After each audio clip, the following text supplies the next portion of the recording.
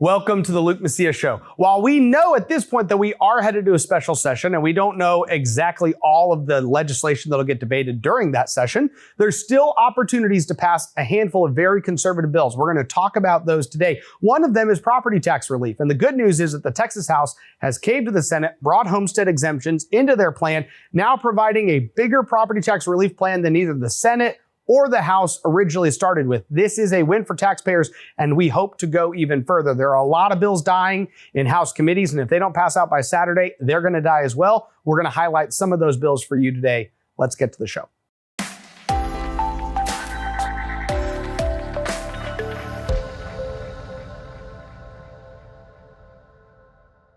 The Texas House of Representatives is set to debate SB 3, which has been replaced. It is the Senate property tax plan, which has now been replaced by the House property tax plan, but they have kept the homestead exemptions in. And this is really key. The reason is because now you have three components to the House's property tax plan. You have a 5% appraisal cap, which will help a lot of investors, people who don't have a homestead exemption on their home. And if you do have a homestead exemption on your home, it'll still help you because it'll go from a 10% increase cap to a 5% increase cap. Importantly, it does also now incorporate the homestead exemption that has been the brainchild of Senator Paul Bettencourt and Lieutenant Governor Dan Patrick.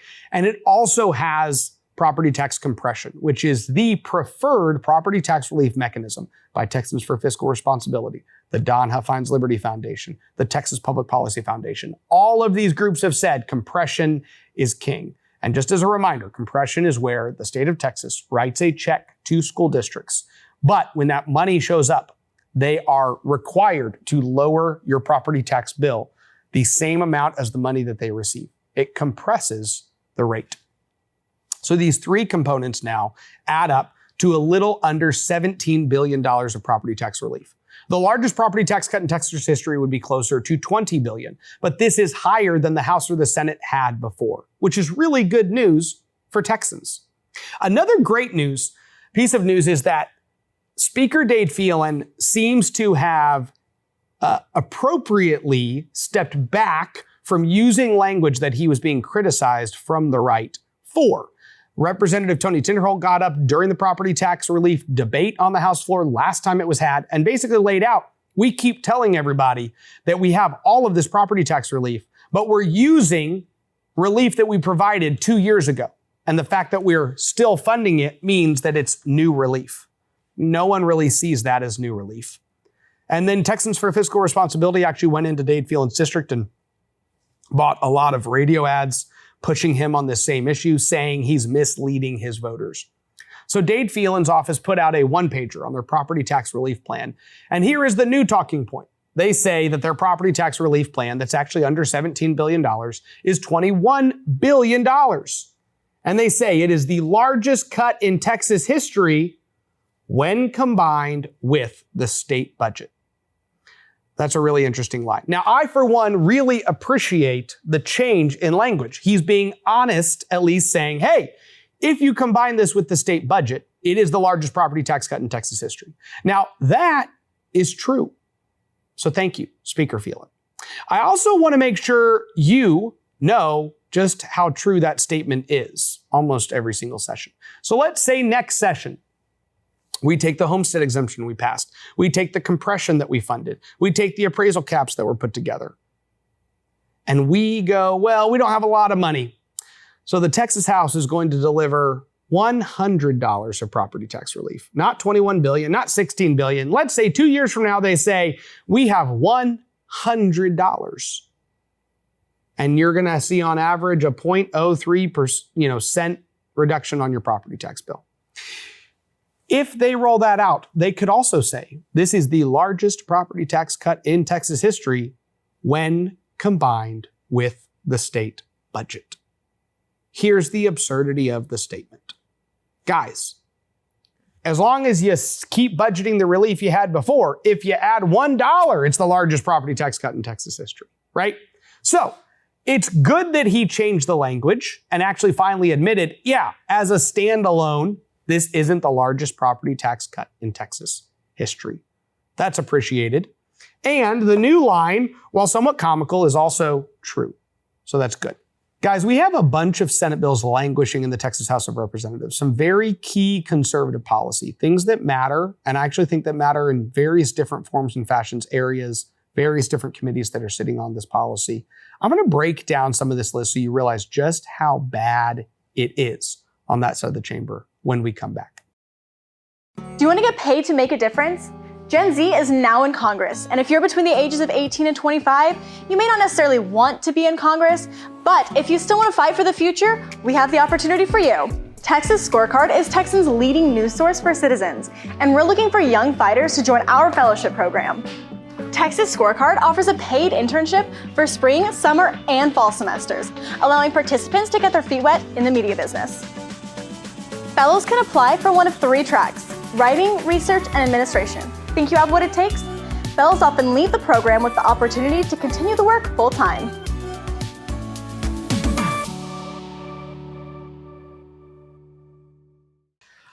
I had my team print off every single Senate bill that is sitting in a House committee. This does not include the Senate bills that are sitting in the calendars committee. Now, just to give you a perspective on how slow the Texas House is moving, if a bill does not pass out of committee by Saturday, it's dead. And if a Senate bill does not pass the House floor by, I think, next Tuesday, it's dead. So you would think that if you had hundreds of conservative pieces of policy, then you as a chamber would be working pretty quickly to try to efficiently pass as much as humanly possible. In the last week that they were passing House bills out of the chamber, they literally passed hundreds of bills in a day or two. Interestingly enough, there are 198 bills just in this report. These are bills that are sitting in House committees, that are Senate bills, that they could get voted out at any time. They go to the calendars committee, get placed on a calendar, and pass. Go to the governor's desk. So if they're not moving, it's an intentional killing of that legislation on the part of the chairman. Okay? So let's talk about what kind of policy is dying. The last thing I'm going to say, though, is that today on the House floor, as I'm recording this, they're debating the women's sports bill, and that'll take an hour, maybe 2. And then after that, they will debate 15 Senate bills. Yesterday, it was 33 Senate bills. They are intentionally basically phoning in like half days. By 4 or 5 p.m. some of these days, they're off the floor. There is no intention of trying to get as much as they can, get done as much as they possibly can in this final week of the legislative session. So not only are committee chairmen sitting on these bills, the calendars committee is also working very slowly with even the bills they have been given. SB 177 is the COVID vaccine mandate ban. There can be no COVID vaccine mandates, okay? This bill was passed out of public health, both the House version and the Senate version. I mean, the House version passed out well over a month ago. The Senate bill passed out after Tony Tinderholt put a lot of pressure on Stephanie Klick to get it out.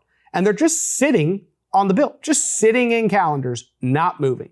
It could be on any of these calendars. We could debate it, pass it out of the chamber, and it could go to the governor's desk. It passed out of committee with bipartisan support, all the Republicans and some Democrats. It's probably going to have over 90 yes votes on the bill, but it's not on the calendar, okay? They're intentionally not trying to get done as much as they can because, again, it all needs to bottleneck at the end. So remember when they were voting for all those 5-day weekends? Yeah. They voted to go home for 5 days, 4 days, 3 days. And they kept saying, well, we're going to get really busy at the end. And now it's the end.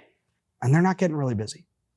So let's highlight a couple of these bills. One of them is the Senate resolution that was passed that would declare an invasion at the southern border. It's very simple. This is the legislative declaration that we are under an invasion. And this would hopefully spur on the governor to take even additional actions. And it would inform him that he can repel. He can take illegals that are coming into this country, several million of them, and send them back into Mexico. It's a great border policy, and it's just sitting in the State Affairs Committee. We also have Senate Bill 6. This is a big power proposal, energy proposal by the lieutenant governor that he has pushed out to try to prevent rolling blackouts in Texas. Also, the whole problem, and this is going to get to another bill, in fact, that Lois Kolkhorst has, is that there is an overdependence of green energy in the state of Texas. we've talked about this a little bit on the program, but I'm just going to reiterate the reality that the Green New Deal is expanding in the state of Texas, and it is making our grid less reliable. It is making you have less certainty that when you flip on the switch, the lights are going to come on. And the problem is that it's getting less reliable by the day. Senator Hughes passed a bill that says no critical race theory at our higher education institutions. If you're Texas A&M and UT, which, by the way, we've done a lot of writing about this at Texas Scorecard. Chris Rufo has done exposés on this. There's massive amounts of racism at our colleges. The Senate passed a bill that said, hey, we should get rid of the racism at our colleges. The Texas House has killed that bill, pure and simple. Now, what they have done is they've moved the DEI bill, which is going to come up for debate probably sooner rather than later, SB 17. But what they did with it is that they took a bill that said no DEI offices. So Texas A&M has like 300 diversity full-time employees that do nothing but make sure that the university is racist. Here's what the House did. They said, well, instead of banning it, we're going to say that no public money can get used for it. Unless you cannot have any officers. It even says we're banning them, except if a grant requires they be hired.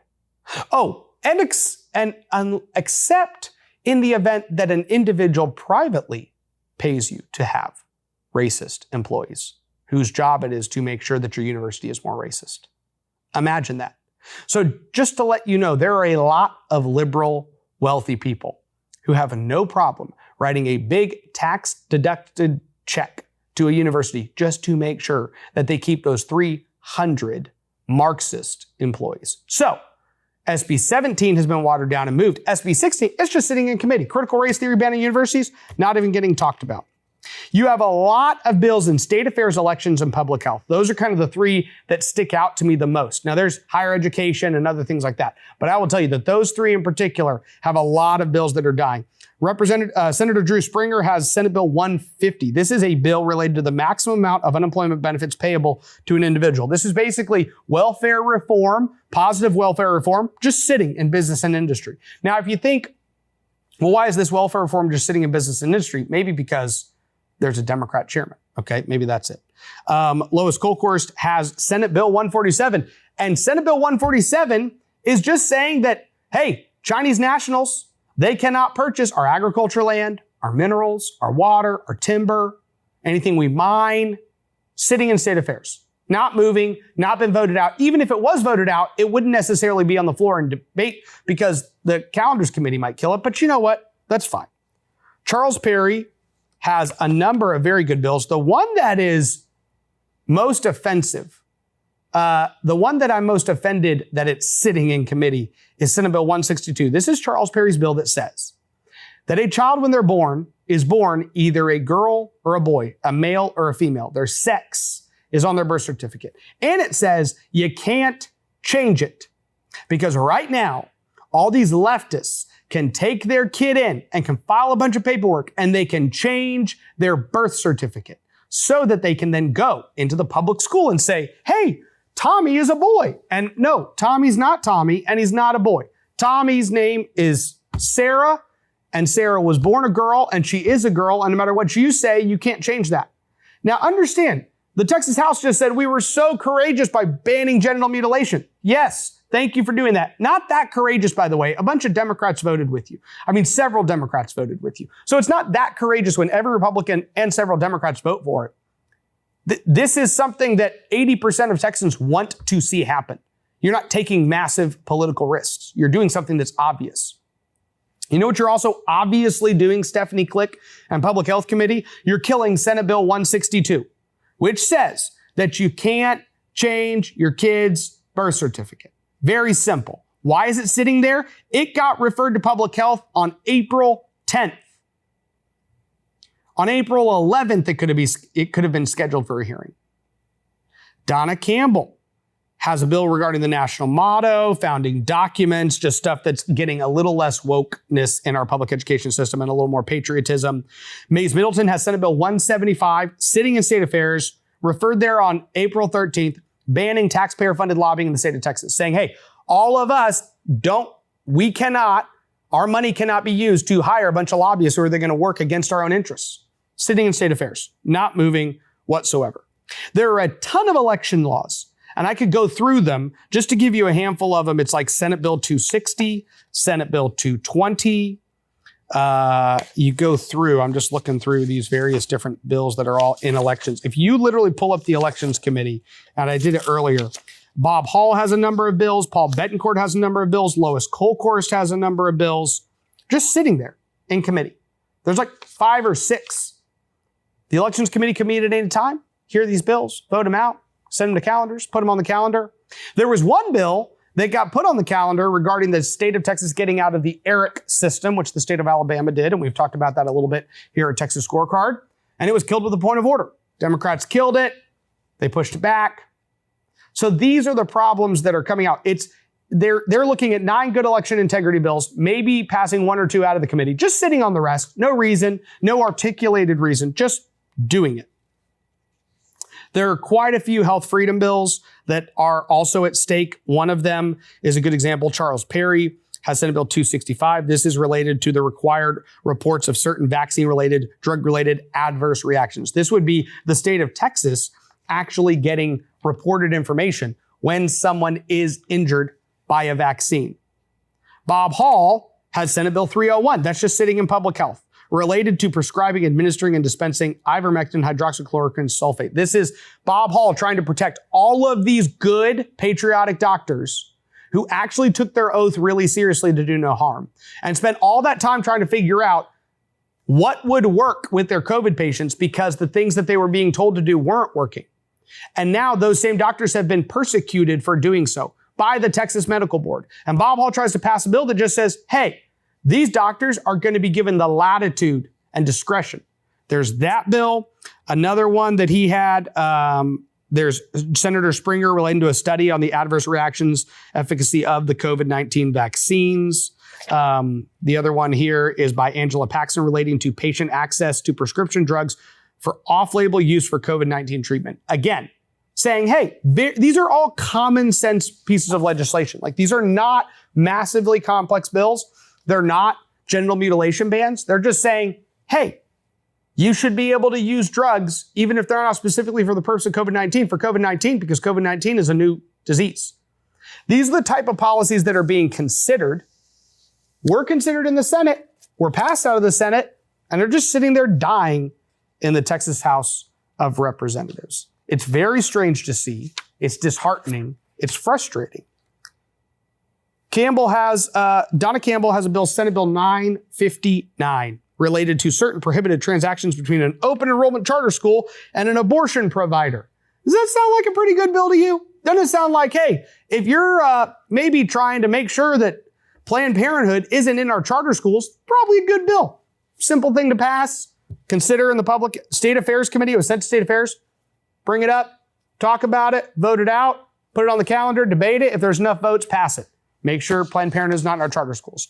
Guys, the list goes on and on. I've literally scratched the surface of hundreds of bills, hundreds of policies that are sitting there, languishing in the Texas House of Representatives. And I'm not the expert on every single one of these bills. I don't know every single one of them, but I can tell you this.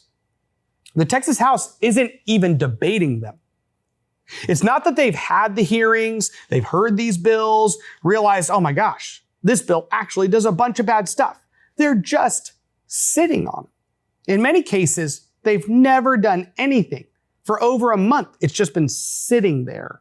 An obvious bill that could obviously be good for Texans.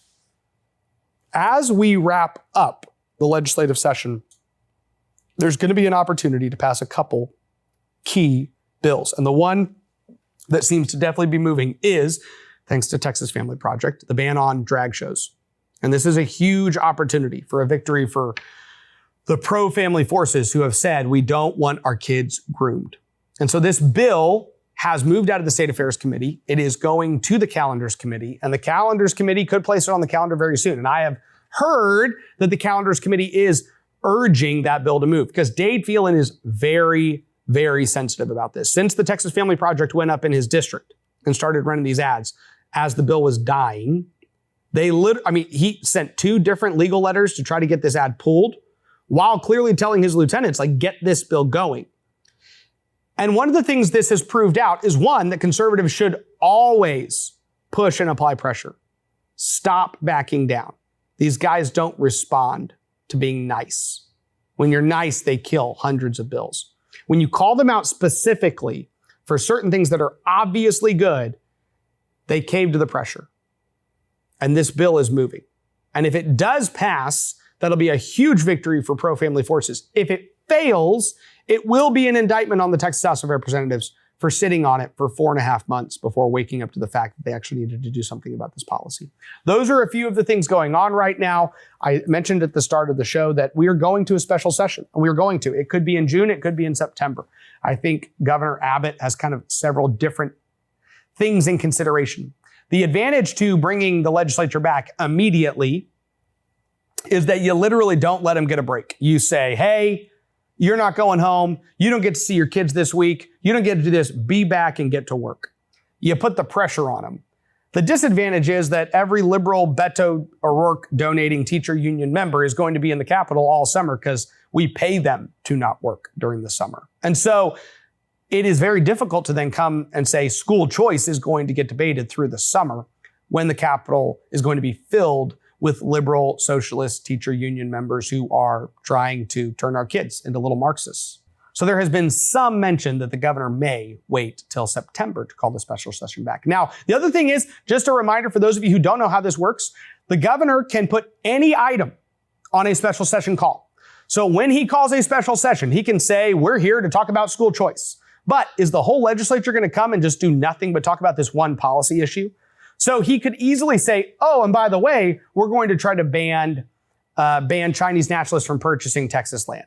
And while we're at it, we're going to make sure Planned Parenthood isn't in our charter schools. And while we're at it, we're going to try to pass these numerous amounts of election integrity bills. And while we're at it, and he could go down the list, item by item by item by item. So there will be a lot of conservatives who are asking the governor to address these serious issues that have been killed in the Texas House of Representatives. We hope that he rolls out a long list. And that also puts more pressure on the legislature to say, hey, I'll keep you coming back and I'll keep adding more and more contentious things onto that list until you deliver what I've asked you to deliver, which is a meaningful school choice program.